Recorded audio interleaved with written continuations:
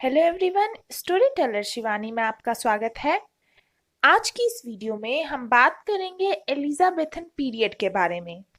इसके पहले की एजेस की video that is Anglo Saxon period, age of Chaucer, age of revival, इन सब पे मैंने ऑलरेडी वीडियो बना रखी है।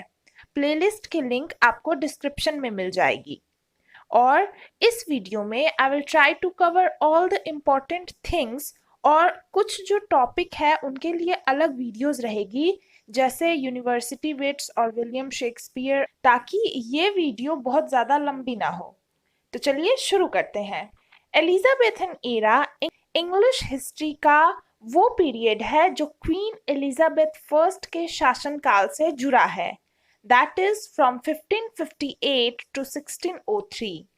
हालांकि कई क्रिटिक्स ने इसे एक्सपैंड किया टू इंक्लूड द चेंजेस जो इंग्लैंड और इंग्लिश लिटरेचर में रेनेसां की शुरुआत से हुए, जो कि from the death of Chaucer है और ये 1616 में शेक्सपियर की डेथ तक कंटिन्यू रहा।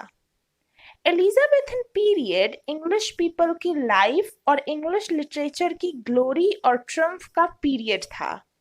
इसे रेनेसां या द शेक्सपियरियन एज के नाम से भी जाना जाता है। इसे इंग्लैंड की हिस्ट्री में गोल्डन एज कहा जाता है। ये age first great age of drama और second great age of poetry थी।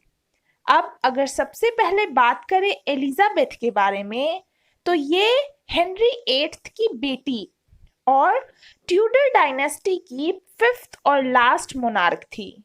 इन्हें अपने भाई बहन एडवर्ड सिक्स और मैरी फर्स्ट की डेथ के बाद सिंहासन मिला।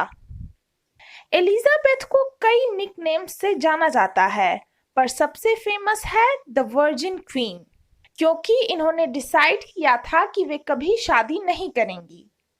एलिजाबेथ को मैरी की डेथ के बाद ताज पहनाया गया। एलिजाबेथ के शासन के शुरुआत में जो इनकी फॉरेन पॉलिसी थी वो इंग्लैंड के स्पेन के साथ सतर्क रिलेशनशिप और स्कॉटलैंड और फ्रांस के साथ जो ट्रबल्ड रिलेशनशिप था, इसे ध्यान में रखकर कैरेक्टराइज की गई थी। क्योंकि हमने पहले की एजेस में पढ़ा कि इंग्लैंड में कैसे सिविल वॉर्स चल रही थी। उसके पहले इंग्लैंड की स्कॉटलैंड और फ्रांस के साथ 100 इयर्स ऑफ वॉर चली थी। तो ये सब ध्यान में रखते हुए उन्होंने फॉरेन पॉलिसी बनाई। इसके अलावा कंट्री जो रिलीजियस इश्यूज को लेकर डिवाइडेड थी, इसकी पूरी बागडोर एलिजाबेथ ने अपने हाथों में ली और एक प्रोटेस्टेंट चर्च बनाया जो कि रोम से आजाद था। क्योंकि हमने पहले पढ़ा कि पोप का इनडायरेक्टली शासन था, जो रोम के बिशप थे। चर्च हर जगह डायरेक्टली इनडायरेक्टली सब पर अपना हुक्म चलाता, ये सबसे पावरफुल था। तो क्वीन एलिजाबेथ के आते ही पोप की अथॉरिटी को रिजेक्ट कर दिया गया। तो एलिजाबेथ के एडमिनिस्ट्रेशन के अंदर इंग्लिश नेशनल लाइफ धीमी ऐतिहासिक प्रक्रिया के बजाय एक लंबी छलांग के साथ आगे बढ़ा और इंग्लिश लिटरेचर अपनी डेवलपमेंट के हाईएस्ट पॉइंट तक पहुंच गया। अब अगर बात करें इस एज के चीफ कैरेक्टरिस्टिक्स की, तो फर्स्ट है रेनेसां एंड द रिफॉर्मेशन। तो जैसा कि हमने द एज ऑफ रिवाइवल में पढ़ा था कि रेनेसां की शुरुआत इटली में हुई थी और ये बहुत बाद इंग्लैंड में आया। तो रेनेसां का मतलब है रीबर्थ, यानी पुनर्जागरण। तो किस चीज की रीबर्थ? तो इंग्लैंड में जब वापस से लोग क्लासिक्स और ग्रीक्स और रोमन लिटरेचर को पढ़ने लगे, तो 400 एडी में ही जो लिटरेचर खत्म हो चुका था, जो सभ्यता खत्म हो चुकी थी, रोमन और ग्रीक कल्चर, वो 14th सेंचुरी में और उसके बाद वापस आने लगा। और इस तरह से लोग वापस उन्हीं चीजों में इंटरेस्ट लेने लगे। ह्यूमन माइंड का ग्रेजुअल एनलाइटमेंट हुआ। और अगर बात करें रिफॉर्मेशन की, तो ये एक रिलीजियस मूवमेंट था जिसमें रोमन कैथोलिक सिद्धांतों का बहिष्कार हुआ और प्रोटेस्टेंट चर्च एस्टैब्लिश हुए। तो रेनेसा और रिफॉर्मेशन ये दोनों एलिजाबेथन एज की प्रबल या पोटेंट फोर्सेस थी और इनके कारण ही अपलिफ्टमेंट ऑफ स्पिरिट पॉसिबल हो पाया। रेनेसांस से बौद्धिक विकास हुआ, बौद्धिक जागरण हुआ और रिफॉर्मेशन ने स्पिरिचुअल नेचर को अवेकन किया। नेक्स्ट है द न्यू लर्निंग। तो न्यू लर्निंग से क्योंकि लोगों के पास अब टेक्स्ट अवेलेबल थे, तो जो काम पहले सिर्फ चर्च के पावर में था वहीं अब लोग खुद को एजुकेट कर रहे थे। तो इससे इंग्लैंड का पूरा एनवायरनमेंट चेंज हो गया और इसमें प्रिंटिंग प्रेस की महत्वपूर्ण भूमिका रही। लोग जो बस चर्च की बातों में आकर बहुत आगे का सोचते थे, मरने के बाद नर्क में जाएंगे, ये नहीं करें वो नहीं करें, तो लोग अब आसमान को छूना चाहते थे, चांद तक पहुंचना चाहते थे। वो प्रेजेंट में जीने लगे, कई खोजें हुई, लोगों ने सारे सोशल और पॉलिटिकल बॉन्डेजेस तोड़ दिए। नेक्स्ट है द स्पिरिट ऑफ एडवेंचर। तो इस एज का एक बहुत इंपॉर्टेंट पार्ट है एडवेंचर, जिसमें सेलर्स ने रिस्क उठाने की हिम्मत की। ट्रैवलिंग एजुकेशन का एक पार्ट बन गया। कई नई आइलैंड्स और अमेरिका जैसे कॉन्टिनेंट्स की खोज हुई और इंग्लैंड ने इन सब पर अपना शासन कायम कर लिया। तो इंग्लिश साम्राज्य फैलने लगा, जिससे ट्रेड और कॉमर्स यानी व्यापार की भी वृद्धि हुई और इससे नेशनल वेल्थ में, राष्ट्रीय संपत्ति में बहुत ग्रोथ हुई। Atmosphere of peace, order and prosperity. तो एलिजाबेथन पीरियड में आर्ट और लिटरेचर भी काफी फ्लरिश हुए, क्योंकि कई सालों बाद शांति का माहौल बना, इंग्लैंड में प्रॉस्पेरिटी थी। रोमन कैथोलिज्म और एंग्लिकनिज्म के बीच जो कंट्रोवर्सी थी उसका सेटलमेंट हुआ। इस एज में कई नेशनल विक्ट्रीज मिली। इंग्लैंड ने फ्रांस और आर्माडा ऑफ स्पेन को हरा दिया और कंट्री में नेशनलिज्म की लहर दौड़ गई। इस एज में पैम्पलेट्स और ट्रीटीज भी फ्रीली लिखी जा रही थी। लोगों में अलग ही रोमांटिक क्वेस्ट थी वंडरफुल और ब्यूटीफुल चीजों के लिए। तो एलिजाबेथन एज फर्स्ट और ग्रेटेस्ट रोमांटिक पीरियड बना। इस एज में कई इंपॉर्टेंट फॉरेन बुक्स के इंग्लिश में ट्रांसलेशन भी हुए और कई ट्रांसलेशंस ओरिजिनल वर्क जितने ही पॉपुलर थे, जैसे मेटामॉर्फोसिस का ट्रांसलेशन, एरिस्टोटल के ऑरलैंड फ्यूरियोसो का ट्रांसलेशन। इसके अलावा as I told you in the age of revival कि रेनेसा के साथ ही एक और टर्म आया, दैट इज ह्यूमनिज्म। तो इसका मानना था कि ह्यूमन एक्सपीरियंस और रैशनल थिंकिंग ये दोनों ही नॉलेज के सोर्स हैं और जीवन जीने का तरीका बताते हैं, ना कि किसी गॉड के द्वारा बताई गई नॉलेज या किसी स्पेशल बुक्स में बताई गई नॉलेज। यानी ह्यूमन नीड्स और वैल्यूज किसी भी रिलीजियस बिलीफ से ज्यादा इम्पोर्टेंट है, क्योंकि उस समय लाइफ चर्च और उसके रेगुलेशंस के अराउंड ही सेंटर्ड थी। लेकिन रेनेसा के साथ ह्यूमनिज्म आया। तो ये थे एलिजाबेथन एज के चीफ कैरेक्टरिस्टिक्स। अब अगर बात करें कुछ एविल्स की, तो एलिजाबेथन लाइफ को पूरी तरह से एंजॉय करने में लगे थे।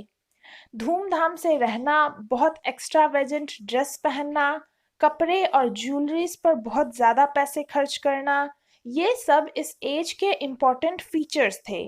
अगर ये एज ऑफ लर्निंग थी तो एज ऑफ फुलिशनेस भी थी। एलिजाबेथन्स जादू टोने में विश्वास रखते थे, टॉर्चर और बर्निंग यानी जला देना अप्रूव्ड था और इस एज की पीनल कोड यानी दंड संहिता मोस्ट ब्रूटल थी, बहुत क्रूर थी। अमीर और अमीर होते गए और गरीब। कंट्री साइड में अनएम्प्लॉयमेंट थी, पुअर सैनिटेशन था, मेडिसिन की भी व्यवस्था बिल्कुल खराब थी और लंदन अक्सर एपिडेमिक्स यानी महामारी की चपेट में रहता था। अब बात करते हैं इस एज के कुछ मेजर वर्क्स और राइटर्स के बारे में। तो इस एज में या तो ड्रामा लिखे गए या पोएट्री। इस एज में नॉवेल्स कम ही लिखे गए, हाँ, कुछ पैम्पलेट्स और एस्से लिखे गए। तो इस एज को since first great age of drama कहा गया और ये एलिजाबेथ के सपोर्ट से ही हो पाया। 1560s में first blank verse tragedies appear हुई और 1562 में इनमें से एक गॉर्बुडक को क्वीन के लिए परफॉर्म किया गया। शुरुआत में मिडिल क्लास को प्लेस के प्रोडक्शन से दिक्कत थी और इनकी इमोरलिटी के बेसिस पर उन्होंने लंदन के थिएटर्स को बंद करने की कोशिश की, लेकिन इट वाज एलिजाबेथ जो थिएटर्स बंद होने के अगेंस्ट थी और इस कारण प्लेस सोशली रिस्पेक्टेबल बने और ड्रामा शेक्सपियर और बेन जॉनसन के हाथों में अपने स्प्लेंडिड परफेक्शन के साथ पहुंच पाया। एलिजाबेथन टाइम में ड्रामा नेशनल पैशन बन गया था। ये लोगों का फेवरेट पास टाइम था। ड्रामा के 3 फॉर्म्स इस एज में देखने को मिले, that is the tragedy, history place और कॉमेडी। और अगर बात करें एलिजाबेथन ड्रामा के थीम्स की तो वे थी एंटीसेमिटिज्म यानी प्रिजुडाइस या डिस्क्रिमिनेशन अगेंस्ट ज्यूज यानी ज्यूज के खिलाफ भेदभाव या नफरत, जैसा कि शेक्सपियर की मर्चेंट ऑफ वेनिस में देखने को मिला। नेक्स्ट रिवेंज ट्रेजेडी, तो रिवेंज दूसरी पॉपुलर थीम थी, चाहे वो गोस्ट के ही द्वारा क्यों ना हो, जैसे शेक्सपियर की हैमलेट। अगली प्रोमिनेंट थीम थी सुपरनैचुरल, क्योंकि जैसा कि मैंने बताया उस समय लोग सुपरनैचुरल फोर्सेस में भरोसा रखते थे। और आखिरी इंपॉर्टेंट थीम थी कॉमेडी ऑफ ह्यूमर्स, जैसे कि बेन जॉनसन की every man in his humour में दिखाया गया है। अब अगर बात करें पोएट्री की तो इस एज में पोएट्री अपने सुनहरे दिनों में थी। पूरी एज पोएटिक फर्बर यानी उत्साह के स्टेट में रही। सॉन्ग्स, लिरिक्स और सोनेट्स बहुत ज्यादा लिखे गए, मानो इंग्लैंड सिंगिंग बर्ड्स का घोंसला बन गया था। स्पेंसर के द्वारा पोएट्री में मेलोडी और पिक्टोरियलिज्म को इंट्रोड्यूस किया गया। William Shakespeare, Edmund Spenser, Philip Sidney, Walter Raleigh, Christopher Marlowe इस एज के पोएटिक दिग्गज थे। सोनेट पोएट्री का डोमिनेंट फॉर्म थी जिसे शेक्सपियर ने प्रेफर किया। उन्होंने कई सोनेट्स लिखी। लिरिक, डिस्क्रिप्टिव और नैरेटिव पोएट्री भी पॉपुलर हुई। शेक्सपियर ने एक नई तरह की सोनेट क्रिएट की जिसे शेक्सपियरियन सोनेट या इंग्लिश सोनेट कहते हैं और ये पेट्रार्कन सोनेट से अलग थी। एडमंड स्पेंसर को फादर ऑफ पोएटिक डिक्शन कहा गया, जिन्होंने द फेरी क्वीन लिखी।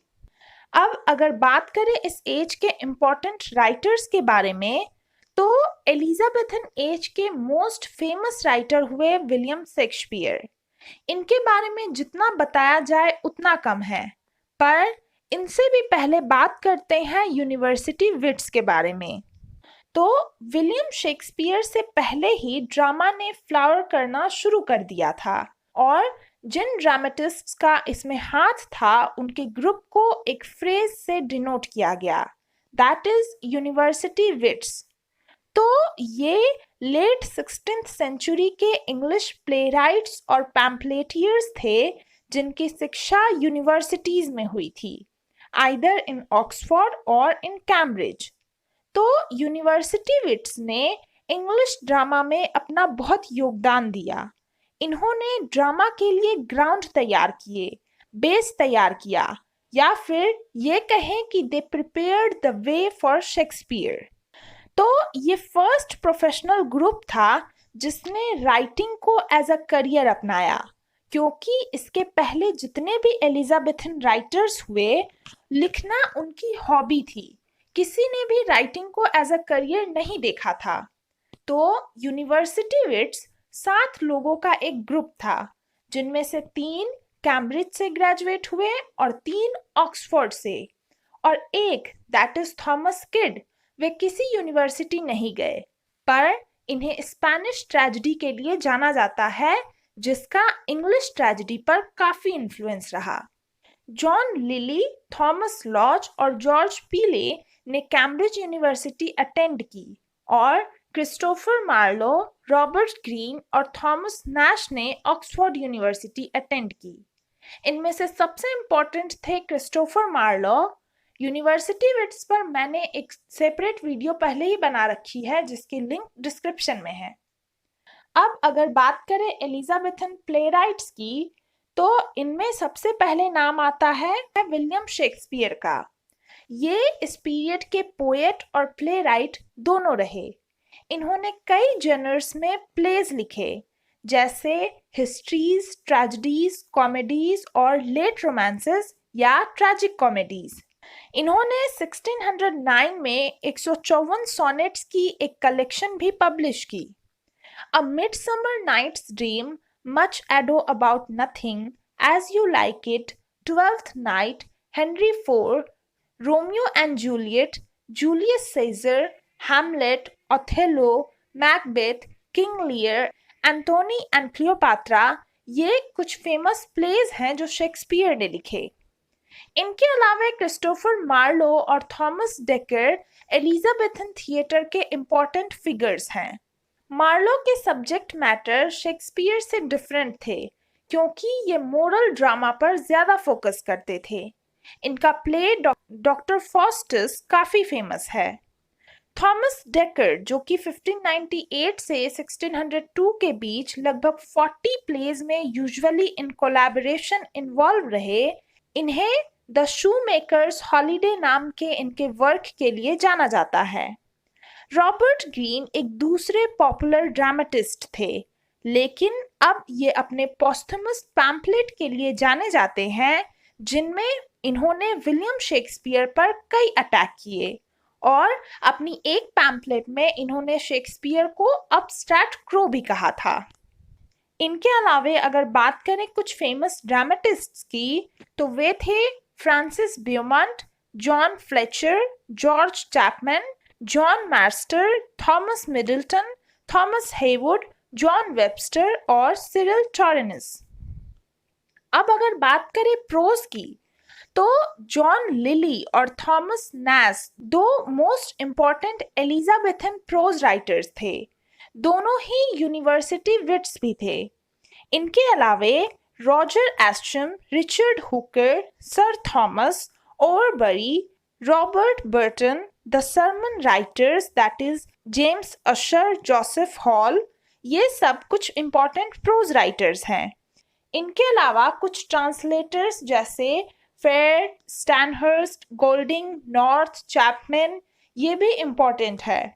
और थॉमस नैश, थॉमस लॉज और रॉबर्ट ग्रीन इम्पॉर्टेंट पैम्पलेटियर्स थे। अब अगर बात करें पोएट्री की, तो थॉमस याट, जो कि अर्लीस्ट इंग्लिश रेनेसा पोएट्स में से एक थे, इनकी पोएट्री पर इटालियन लिटरेचर का काफ़ी इम्पॉर्टेंट इन्फ्लुएंस रहा।